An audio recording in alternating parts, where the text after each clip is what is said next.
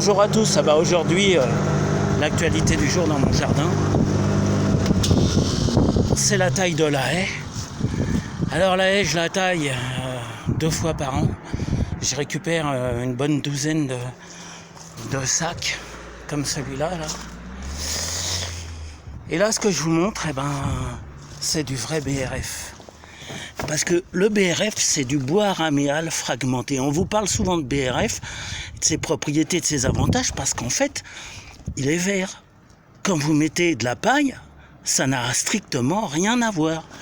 Les plantes vertes, elles contiennent de l'azote, mais elles contiennent malgré tout beaucoup trop de carbone quand même. Mais quand vous utilisez du BRF, au moins vous n'appauvrissez pas votre sol.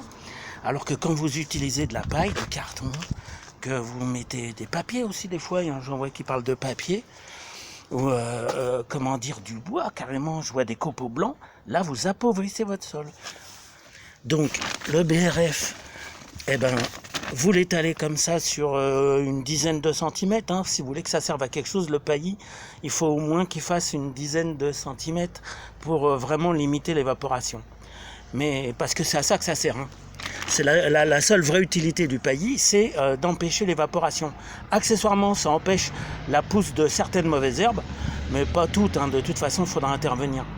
Et puis, moi, j'ai remarqué que dans une saison, il faut que je renouvelle mon paillis au moins une fois, même des fois 2 fois. Alors, ce qu'il y a aussi, c'est que ne croyez pas que c'est avec ça vous allez enrichir votre sol. Ça va très bien en compost, ça va composter, ça vous fera une belle terre noire, mais elle sera pas riche. Le compost, c'est pas riche. Là, moi, ça, je voudrais que ça se transforme plutôt en fumier, parce que la richesse, ça vient du fumier. Et donc, je stocke mes sacs comme ça. J'en utilise une moitié, je stocke les autres jusqu'à la saison prochaine en y ajoutant un activateur de compost. Mais moi, je travaille qu'avec du naturel. Donc, voilà mon activateur de compost. Alors, si vous avez, vous aussi, un chien, vous comprenez de quoi je parle. Et puis sinon, vous saurez toujours où en trouver. Après, si vous voulez, vous pouvez très bien acheter du fumier de cheval. Et puis, j'en ai un sac, je ne sais même pas où il est, je vous aurais montré. Vous achetez du fumier de cheval et puis vous mettez ça dans votre sac. Du coup, quand vous l'ouvrez 1 an plus tard, c'est tout noir, c'est pas encore vraiment de la terre, il y a encore des morceaux. Mais en attendant, si vous utilisez ça en paillis, vous allez avoir un paillis qui va réellement enrichir votre sol. Le paillis, c'est utile surtout à partir du mois de mars-avril. Puisque tant qu'il pleut, ça ne sert à rien, au contraire. Pendant l'hiver, le paillis, il empêche les mauvaises herbes de pousser, je vous expliquais. Donc, si vous utilisez du paillis pendant l'hiver, d'abord, vous utilisez de la matière qui est pas forcément généreuse. Vous risquez d'avoir du mal à en trouver. Alors, si vous l'achetez, c'est pire que tout. Donc en hiver, votre paillis va empêcher les mauvaises herbes de pousser, mais il se trouve qu'en hiver, les mauvaises herbes deviennent des bonnes herbes. Parce que pendant l'hiver, grâce aux racines de ces mauvaises herbes, votre sol va se régénérer. Alors si vous avez l'habitude de mettre des engrais organiques, et même chimiques, il y en a qui le font, c'est pas grave, vous allez réenrichir votre sol avec ça. Mais si vous voulez limiter les apports, surtout les apports chimiques, il faut mettre quelque chose de riche. Il ne faut pas le mettre avant l'hiver parce que ça va être délavé par les pluies et vous n'aurez pratiquement plus rien dans votre sol. Vous allez juste polluer les nappes phréatiques.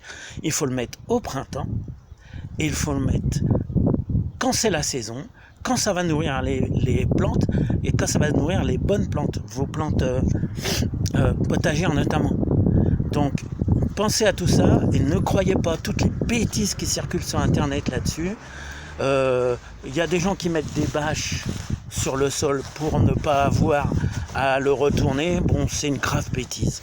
C'est une grave bêtise, mais ça fait rien si ça leur fait moins de boulot. Après tout, les professionnels, ils font ce qu'ils veulent.